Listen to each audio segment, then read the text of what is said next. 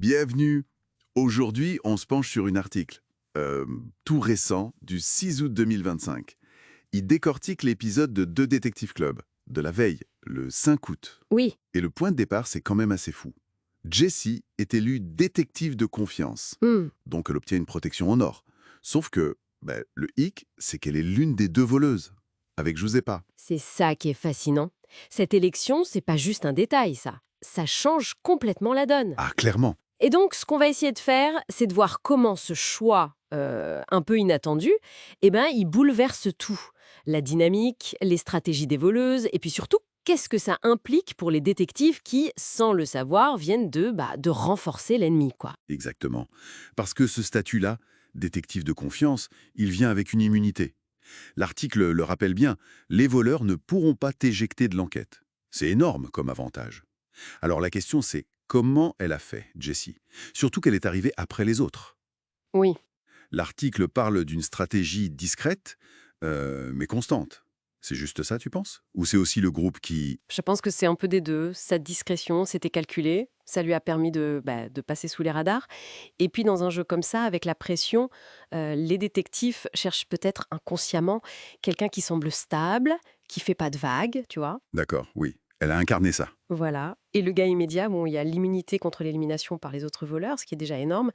Mais il y a surtout cet accès à la black room. Elle peut interroger un suspect. Et là, logiquement, elle choisit Giuseppa, sa complice. Mais c'est délicat parce qu'il faut que ça ait l'air crédible pour les autres détectives. Et l'article dit qu'elles ont dû préparer Jessie. Parce qu'elle avait raté le début de l'aventure, elle manquait d'infos. Comment elle justifie ça? Alors là, c'est assez malin, d'après ce que raconte l'article. Elle monte une petite mise en scène. Giuseppa fait mine, genre d'essayer de voler le carnet de notes de Jessie. Ah oui, Oui. Et Adixia voit la scène. L'idée, c'est double, hein. D'une part, ça donne une excuse à Jessie si elle sort des infos qu'elle n'est pas censée avoir, genre « Oh, ben, Giuseppa a fouillé mes notes ». Et d'autre part, ça sème un peu le doute sur Giuseppa elle-même. Ça détourne l'attention de leur collusion. c'est risqué quand même comme manœuvre. Mais apparemment, ça marche un peu.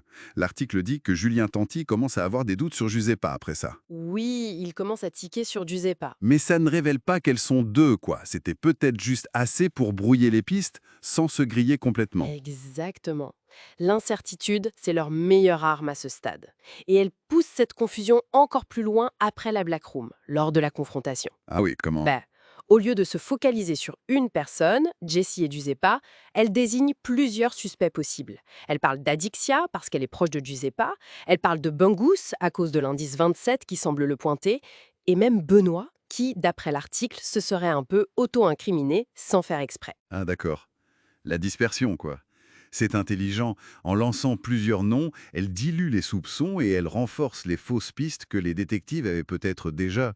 Et Jessie, elle, avec son nouveau statut, elle peut orienter tout ça en ayant l'air totalement innocente. Absolument. C'est presque trop beau pour elle. Les détectives sont aveuglés par ce titre qu'ils lui ont donné, en fait. C'était vraiment le point central de l'analyse de l'article. Jessie sort de là super renforcée, elle est protégée par son immunité, elle est vue comme fiable, bref, elle est idéalement placée pour manipuler l'enquête de l'intérieur. C'est le paradoxe. Tout à fait.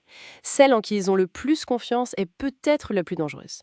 L'article dit qu'elle est devenue plus insoupçonnable que jamais. Donc, pour résumer la malice de la source, la grosse erreur stratégique des détectives, c'est ça. En voulant sécuriser leur enquête avec une alliée sûre, ils ont en fait donné les clés du jeu à une des voleuses.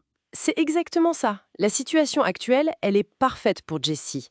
Elle peut influencer les prochaines étapes, protéger Giuseppa et potentiellement, oui, mener les détectives droit dans le mur. Bon, en synthèse rapide de cette analyse, l'élection de Jessie, c'est un coup de maître pour les voleuses. Oui, Mais pour les détectives, c'est une erreur qui pourrait leur coûter très cher. Elle est maintenant blindée et en position de force. et ça nous amène à une réflexion un peu plus large, au-delà du jeu, non? Jusqu'où la confiance, même quand elle est donnée de bonne foi, peut devenir une faille, surtout dans un contexte où la méfiance est censée être la règle.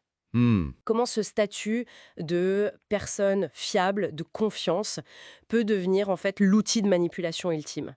C'est une question intéressante sur la dynamique de groupe, sur la perception